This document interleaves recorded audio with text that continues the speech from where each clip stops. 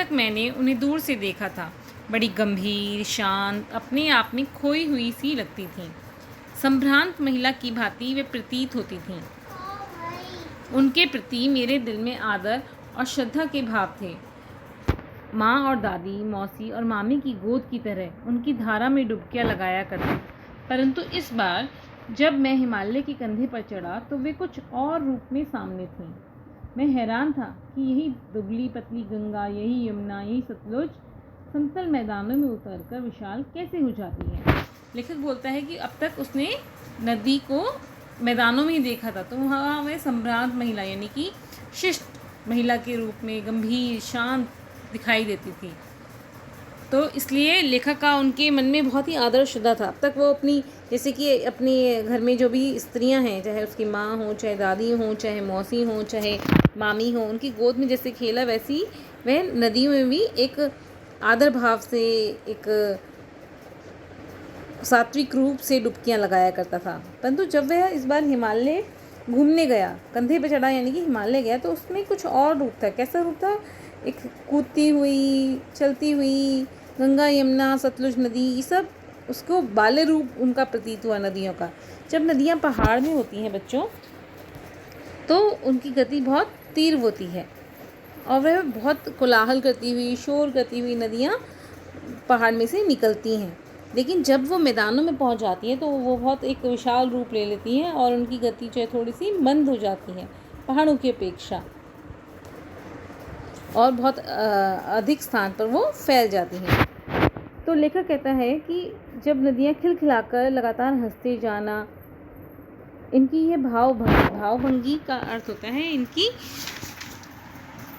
स्वरूप, इनका उल्लास कहाँ गायब हो जाता है। नदियाँ जब हमने बताया ना, जब पहाड़ में होती हैं तो उनकी गति बहुत तेज होती है, उनमें शोर बहुत होता है, तो उसने कहा कि उनका ये उल्लास, उनकी जो खुशी, उल्लास का अर्थ होता है खुशी, कहाँ गायब हो जाती है मैदान में जाकर।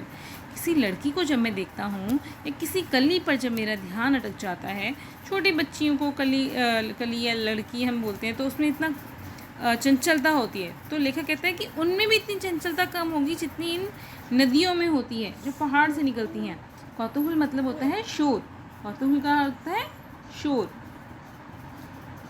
विस्मय, विस्मय का अर्थ आश्चर्य, कि उनको देखकर इतना आश्चर्य होता है जितना कि बेटियों की बाल लीला को देखकर। कहाँ से भागी जा रही हैं, ये कौन सा लक्ष्य है। लक्ष्य का अर्थ क्या है? मंजिल, कि ऐसी कौन सी मंजिल है जिसने इन्हें इतना बेचैन कर रखा है। अपने महान पिता हिमालय को किसकी संज्ञा दी गई है? पिता की। जो नदियां हैं वो क्या हैं? बेटियां हैं। और पिता कौन है? हिमालय। विराट मतलब बहुत बड़ा। विराट प्रेम पाकर भी, कि हिमालय से क्या इतना प्रेम पाकर भी अगर इनका हृदय का अर्थ होता है दिल, अतृप्त मतलब असंतुष्ट, कि अभी भी इनका दिल जो है वो असंतुष्ट है। किसका? नदियों का। तो वह कौन होगा जो इनकी प्यास मिटा सकेगा? बर्फ जली नंगी पहाड़ियाँ, छोटी छोटी पौधों से भरी घाटियाँ, बंधुर आदित्यकाएँ। आदित्यकाएँ का अर्थ होता है जो पहाड़ होता है, पहाड़ के ऊपर एक समतल ज़मीन भी होती है बेटा।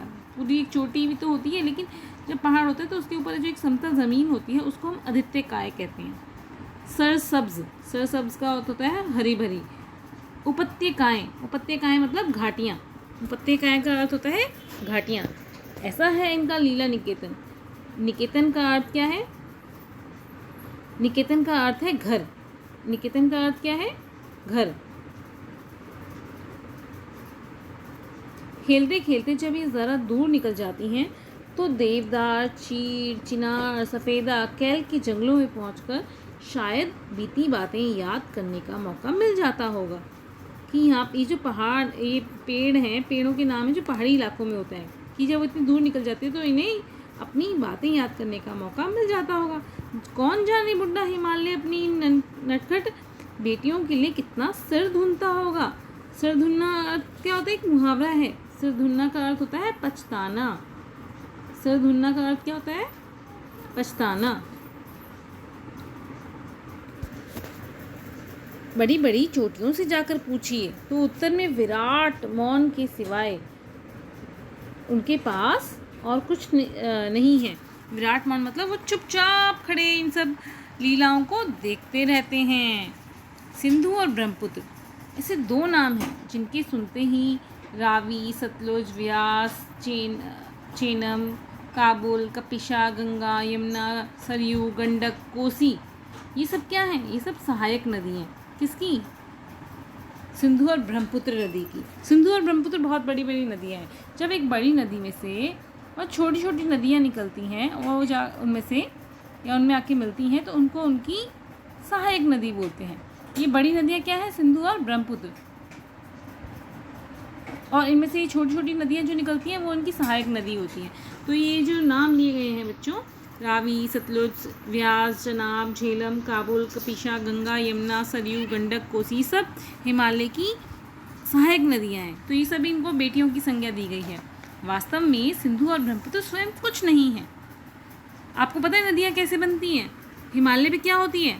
आपने देखा होगा, हम जब पहाड़ में घूमने जाते हैं, चाहे वो नैनीताल जाएं, हिमाचल जाएं, उत्तराखंड में जाएं या हिमाचल में जाते हैं, तो हम देखते हैं हमें कहीं से भी वहाँ हिमालय में कुछ बर्फ़ से ढकी हुई चोटियाँ नज़र आ जाती हैं। हिमालय में बर्फ़ जमी होती है, तो जब वो गर्मी के कारण पिघलती हैं तो उन बर्फ़ से जो पिघली हुए पानी है उन्हीं बूंद को मिला कर क्या बनती हैं?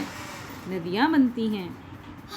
तो उसे हिमालय की पिघले हुए दिल की संज्ञा दी गई है कि एक एक बूंद न जाने कब इकट्ठा होकर इन दो महानदी के रूप में समुद्र में, सभी नदियों का अंतिम स्थान क्या होता है? समुद्र। ये सारी नदियाँ आकर कितनी मिल जाती हैं। अब देखो, समुद्र को भाग्यशाली कहा गया है। यहाँ पर लेखक ने, नागार्जुन ने, समुद्र को भाग्यशाली कहा गया है। कौन है भाग्यशाली? समुद्र। क्यों है भाग्यशाली? हिमालय की जो बेटियाँ हैं, चाहे वो सिंधु हो, ब्रह्मपुत्र हो या उसकी सहायक नदियों गंगा, यमुना हो, समुद्र जिसे पर्वतराज, हिमालय की इन दोनों बेटियों को का हाथ पकड़ाने का श्रेय है। तो यहाँ पे समुद्र को दामाद कहा है लेखक ने, दामाद। और हिमालय कौन है? हिमालय ससुर है। किसका? ससुर है, समुद्र का जो है वो दामाद है और हिमालय ससुर है, क्योंकि हिमालय ने अपनी बेटियों का हाथ किसको सौंपा है? समुद्र को। सभी नदियाँ जाकर किससे मिल जाती हैं? समुद्र में। सभी नदियाँ जाकर समुद्र में मिल जाती हैं। इसलिए लेखक ने समुद्र को सौभाग्यशाली कहा है। जिन्होंने मैदानों में इन नदियों को देखा होगा, उनके ख्याल में शायद ही ये बात आ सके कि बूढ़े हिमालय की गोद में बच्चियां बनकर ये कैसे खेला करती हैं। माँ बाप की गोद में नंग धड़ंग होकर खेलने वाली इन बालिकाओं का रूप पहाड़ी आदमियों के लिए आकर्षक भले ना हो। पहाड़ी आदमियों के लिए आकर्षक भले ना हो। क्यों भाई? क्योंकि देखो, जब हमारे सामने कोई चीज़ हमेशा रहती है, चाहे वो कितनी अच्छी हो, लेकिन हम उसकी वैल्यू को नहीं समझ पाते हैं। ऐसे ही जब पहाड़ में रहने वाले आदमी हैं, वो नदी के कोलाहल, शोर, उसकी चंचलता को रोज़ देखते हैं, तो उनके लिए वो कोई बड़ी बात नहीं होती। लेकिन हम जैसे जो मैदानी इलाकों में रहने वाले लोग जब नदी को देखते हैं या पहाड़ में देखते हैं तो हमें बहुत आकर्षक लगती है। ऐसे ही लेखक ने कहा है कि मुझे तो बहुत लुभावना, यानी कि मन को लुभाने वाला प्रतीत हुआ वह रूप कि हिमालय को ससुर और समुद्र को उसका दामाद कहने में भी कोई हिचक नहीं होती। कालिदास की विरही यक्ष ने अपने मेघदूत से कहा था, वेत्रवती बेतवा नदी जो है, बेतवा नदी का पुराना नाम, नया नाम बेतवा है, पहले उसका पुराना नाम वेत्रवती था, को प्रेम का प्रतिदान देते जाना, तुम्हारी यह प्रेयसी तुम्हें पाकर अवश्य ही प्रसन्न होगी। इसमें क्या है? लेखक ने कहा है कि मुझे वो बात याद आ गई। क्या बात याद आ गई भाई? कालिदास एक बहुत बड़े कवि हुए हैं पहले, तो कालिदास का एक जो रचना है, उस रचना का नाम है मेघदूत। तो उसमें उसने मेघ के माध्यम से जो प्रेयसी है, यानी कि प्रियतमा है, उसको संदेश भेजा है, बेतवा नदी को प्रेम का प्रतिदान देते जाना। तो इसमें इसने बताया है, लेखक ने कहा है कि उसको वो बात याद आ गई। क्या बात याद आ गई? कि अपनी रचना मेघदूत के नायक, मेघदूत जो उसकी रचना का नायक था मेघदूत, उसने यक्ष के माध्यम से बेतवा नदी को प्रेम का प्रतिदान देते रहने का आग्रह किया है। कवि ने बेतवा को प्रेयसी के रूप में चित्रित किया है। तो लेखक सोचता है कि उसी तरह कालिदास को भी नदियों का जो सचेतन रूप यानी कि एक जिंदा दिल रूप पसंद था। वास्तव में इन नदियों को पहाड़ी घाटियों और समतली मैदानों में अलग अलग रूपों में जो भी देखेगा वो यही सोचेगा और उनको अलग अलग रूप में भी क्या करेगा, आकर्षित करेगा। तो काका कालेलकर ने नदियों को लोकमाता कहा है। काका कालेलकर ने नदियों को लोकमाता हम नदी को माता तो पहले से ही कहते हैं। क्यों? क्योंकि नदियाँ हमारा पोषण करती हैं। नदियाँ हमारा क्या करती हैं? पोषण करती हैं। हमें हमारे मैदानी इलाकों को हरा भरा करती हैं, जिनसे हमें भोजन मिलता है, हमें मीठा पानी देते हैं, जिनसे हमें जीवन का संचार होता है। तो नदियों को लोकमाता की संज्ञा से दी गई है। काका कालेलकर ने नदियों को लोकमाता कहा है। क्यों कहा है? क्योंकि नदियाँ जो है वो माता के समान ही हर तरह से हमारे लिए कल्याणकारी हैं, पवित्र हैं, जीवनदायिनी हैं। ये किसी प्रकार का भी भेदभाव नहीं करती और सभी के प्रति माँ के समान ममता रखते हुए उनका भरण पोषण में सहायता करती हैं। लेकिन लेखक ने कहा है कि सब उन्होंने तो माता कहा है, लेकिन माता से भी अलग मैं इनका और भी कई रूप देखता हूँ। मैं इनको बेटियों के रूप में भी देख सकता हूँ, इनको मैं प्रेयसी की भावना के रूप में भी देख सकता हूँ और ममता का एक और धागा भी जोड़ सकता हूँ, इनको बहन का भी। स्त्री के हर एक रूप में ये मुझे आकर्षित करती हैं। तो यहाँ पर नदियों का कौन कौन से रूप की जिक्र हुई है? माता के रूप में जिक्र हुई है, प्रेयसी के रूप में प्रियतमा,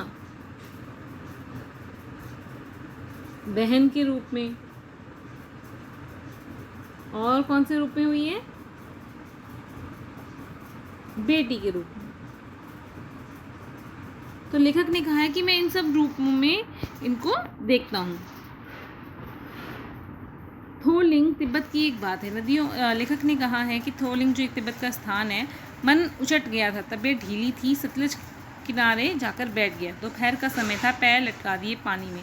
थोड़ी देर में उस प्रगतिशील जल ने असर डाला। तुमने देखा जब हम थके होते हैं या किसी नदी में अगर आप जाते हो, आप कभी आपने अनुभव किया हो, नदी में हम जाते हैं, अपना पैर डाल के बैठते हैं तो क्या होता है, तुरंत जो जितनी थकान होती है जल उसे ग्रहण कर लेता है और हम फिर वैसी तरह तरोताज़ा हो जाते हैं। तो ऐसे ही इसमें लेखक ने कहा है कि जब मैं वहाँ बैठा तो मेरी थकान उतर गई और मैं मन में क्या गुनगुनाने लगा, जय हो सतलज बहन तुम्हारी, लीला अचरज बहन तुम्हारी, हुआ मुद्रित मन हटा खुमारी, जाऊँ मैं तुम पर बलिहारी, जाऊँ मैं तुम पर बलिहारी। तुम बेटी ये बाप हिमालय, चिंतित पर चुपचाप हिमालय, प्रकृति नदी के चित्रित पट पर अनुपम अद्भुत छाप हिमालय। जय हो सतलुज बहन तुम्हारी, जय हो सतलुज तुम बहन तुम्हारी। यहाँ पर विभिन्न विभिन्न उपमानों के माध्यम से लेखक ने नदी का विस्तृत वर्णन किया है, उसकी गरिमा को दर्शाने का प्रयत्न किया है। तो हिमालय की यात्रा में लेखक ने बहुत सारी चीज़ों की प्रशंसा की है, नदियों की, हिमालय की बर्फीली घाटियों की, हरी भरी घाटियों की, पहाड़ी के ऊपरी भाग की समतल ज़मीन की, उसकी विविध प्रकार के वृक्षों की, विशाल मैदानों की, विशाल और सागर के हृदय की भी प्रशंसा की है, जो जब सभी नदियों को बिना भेदभाव के अपने अंदर ग्रहण कर लेता है। तो इसी प्रकार नदियों का महत्व आपको पता है बेटा, हमारे जीवन में बहुत है। हमारे लिए नदियाँ पोषणकारी हैं, कल्याणकारी हैं, इसलिए इन्हें माता की भी संज्ञा दी गई है। धन्यवाद।